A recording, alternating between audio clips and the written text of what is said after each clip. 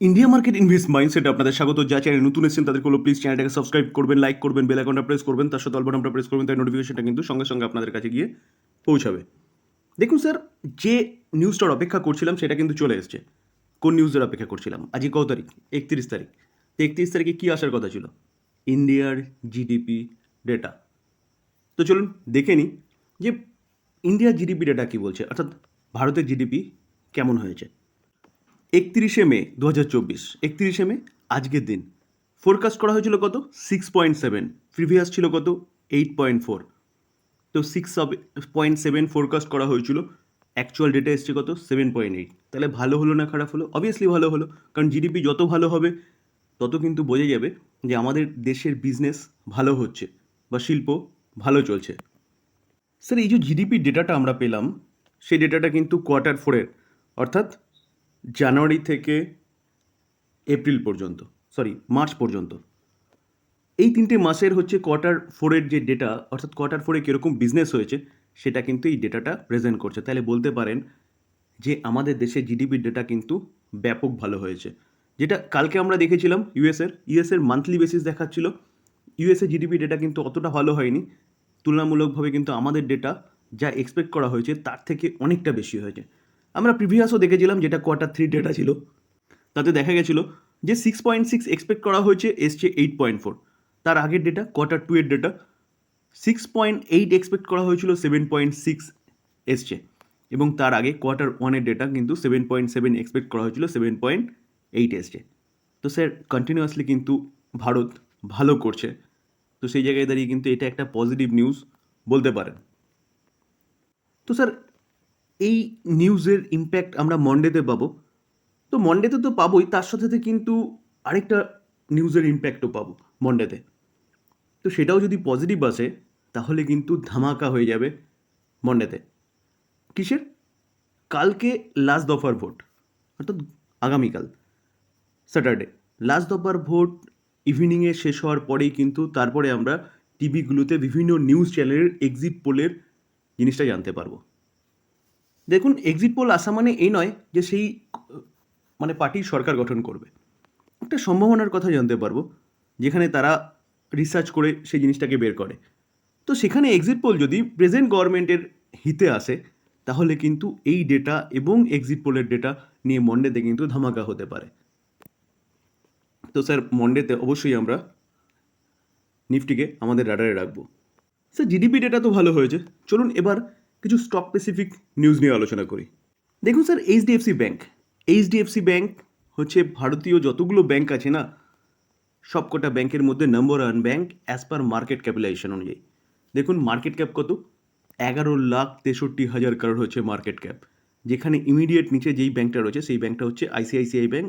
সামান্য সম্ভবত ওই 8 লাখের কাছাকাছি কোম্পানিটার হচ্ছে, বা আইসিআইসিআই ব্যাংকের মার্কেট ক্যাপ বলতে পারেন। তো স্যার, এই ব্যাংকটা যদি আমরা রিটার্ন দেখি তাহলে ব্যাংকটা কিন্তু 1 বছরে প্রায় 5% মাইনাস রিটার্ন দিয়েছে। 5 বছরে দেখলে দেখা যাবে অনলি ফর 24% প্লাস রিটার্ন দিয়েছে। তো তেমন কিন্তু রিটার্ন কিচ্ছু দেয়নি ব্যাংকটা। কোভিড এসেছিলো, কোভিডের সময় মার্কেট পড়েছিল, তারপরে মার্কেট বাউন্স ব্যাক করছিল, কিন্তু এই সময় পিরিয়ড থেকে কোম্পানিটার কি হয়েছে? মার্জার এর কথা ঘোষণা করেছে। এইচডিএফসি লিমিটেড এবং এইচডিএফসি ব্যাংকের মার্জার কথা ডিক্লেয়ার হয়েছে, এবং মার্জারের প্রসেস হতে হতে দীর্ঘ প্রসেস থাকে। তো সেই সময় থেকে কিন্তু এই কোম্পানিটা কনসোলিডেট করছিল, এবং মার্জার হওয়ার পরে এই কোম্পানি থেকে আউটফ্লো হয়ে গেছে। যেটা এক্সপেক্ট করছিল মার্কেট যে প্রচুর ইনফ্লো আসবে, সেটা আউটফ্লো হয়েছে। কেন? কারণ এইচডিএফসি এবং এইচডিএফসি ব্যাংক বিভিন্ন ইন্ডেক্সের পার্ট ছিল। তো মার্জার হয়ে যাওয়ার পরে কিন্তু সেই ইন্ডেক্সের পার্টটা দুটো থাকবে না, একটা থাকবে। তার ফলে কিন্তু প্রচুর আউটফ্লো হয়েছে, যার ফলে ব্যাংকটা কিন্তু এরকম একটা রিটার্ন দিয়েছে বলতে পারেন। আদারওয়াইজ ব্যাংকটার মধ্যে কোনো প্রবলেম নেই, প্রফিটেবিলিটি কন্টিনিউয়াসলি বাড়ছে, রেভিনিউ কন্টিনিউয়াসলি বাড়ছে, কন্টিনিউয়াসলি ভালো করছে। তো এই ব্যাংকটাকে নিয়ে একটা পজিটিভ নিউজ পাওয়া যাচ্ছে। আর বলতে পারেন এই ব্যাংকটা কিন্তু এখন আন্ডার ভ্যালু চলছে। তো সেই জায়গায় দাঁড়িয়ে এই ব্যাংকটা নিয়ে চিন্তাভাবনা করতে পারেন যারা সেফলি ইনভেস্টমেন্টের কথা বলেন। চলুন নিউজ কী পাওয়া যাচ্ছে সেটা দেখি। দেখুন, এইচডিএফসি ব্যাংক আজকে 1%-এর কাছাকাছি কোম্পানিটা কিন্তু আফসাইড মুভমেন্ট দেখিয়েছে। তো দেখানোর পিছনে যদি কারণ বলেন, কারণ হচ্ছে বোফা মিনস ব্যাঙ্ক অফ আমেরিকা।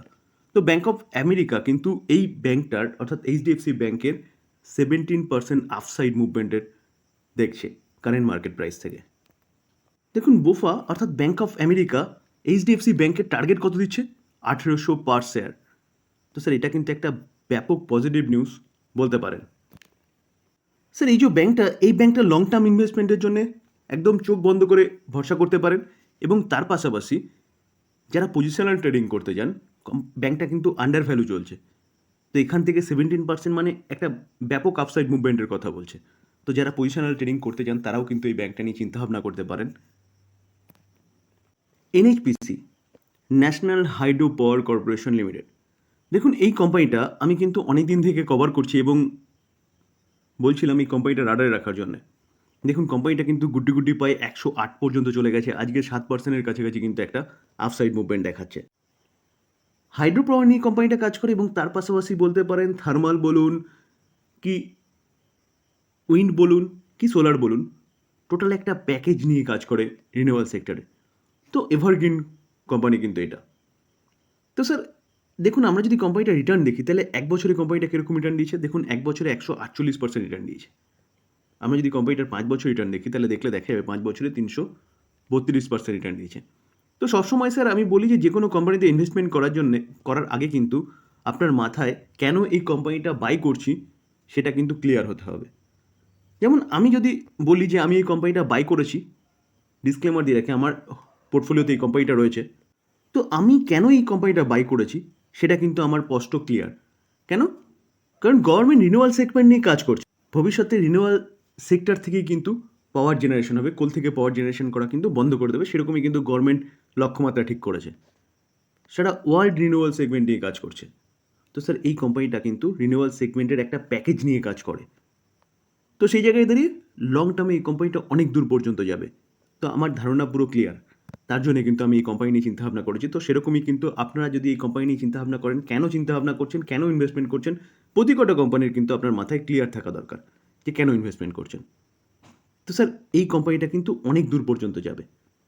এই গভর্নমেন্ট আসুক কি না আসুক, কি পরের গভর্নমেন্ট যেই আসুক না কেন, রিনিউয়াল সেক্টর নিয়ে ভাবতেই হবে, সেটা ওয়ার্ল্ড ভাবছে।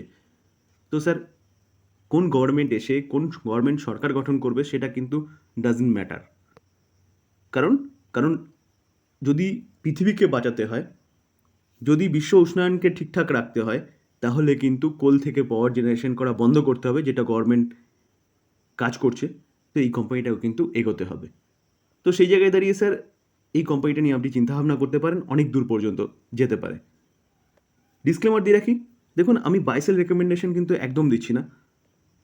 যদি আপনার কাছে মনে হয় আমি বাড়িয়ে চাড়িয়ে বলছি তাহলে টোটালি ইগনোর করবেন, আর যদি ইনভেস্টমেন্ট করেন তাহলে নিজের ডিসিশনে করবেন।